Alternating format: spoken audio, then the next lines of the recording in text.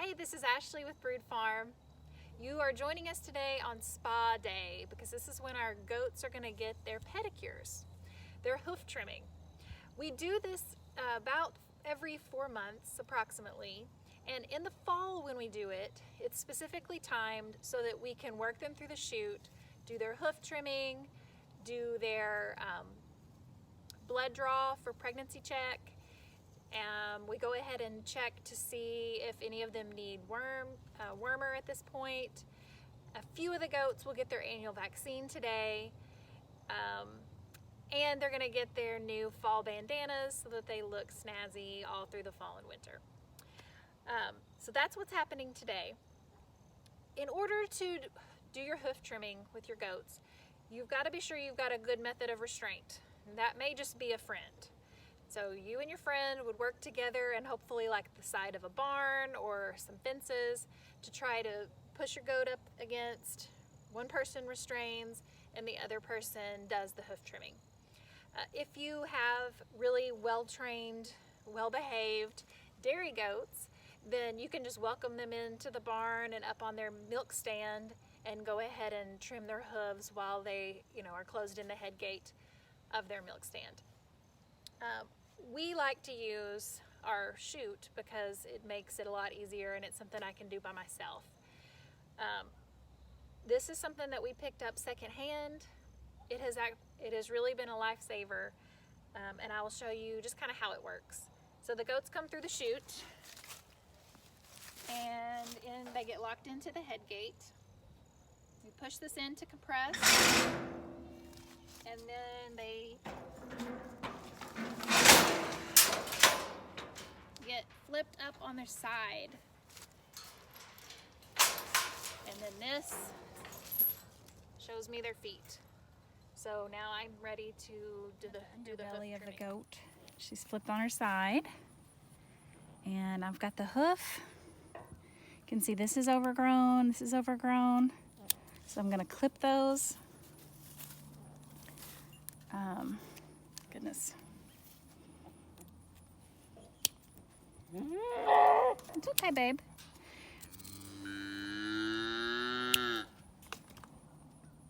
Okay.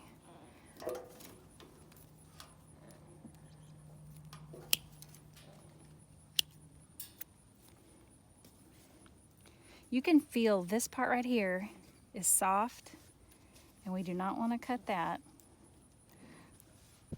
This is the underside of Pancake. I'm gonna grab a hoof, kind of assess the situation.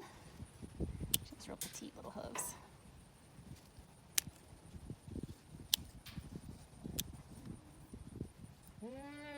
You can feel the soft part in the middle. You don't ever want to cut that. You want to cut everything else level with that.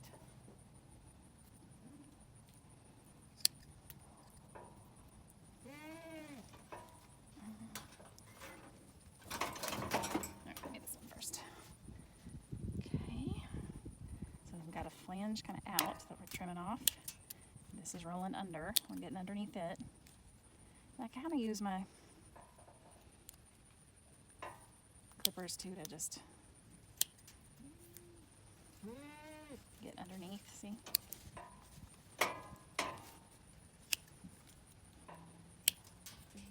I don't ever trim this back part. It's very soft back there and they wear that down on their own.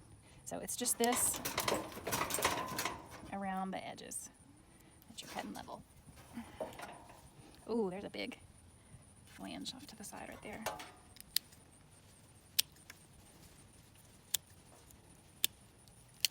It's okay, Pancake. We're almost finished. Hang on.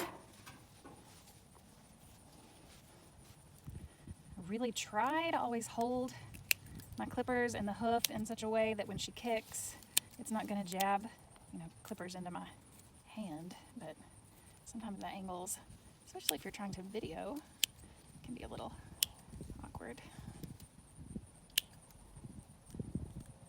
All right, and then if you did happen to hang on. If you did happen to cut this part, it would bleed. So you can just keep some, like a styptic pencil on hand, or some other kind of blood clotting agent.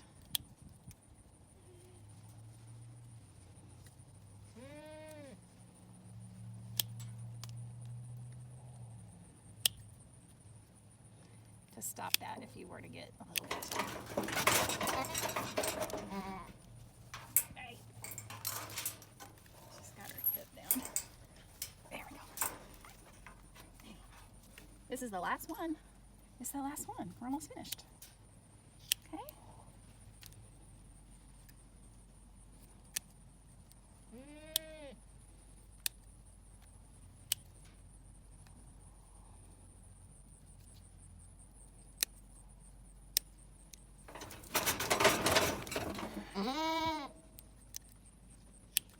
Okay, just like that.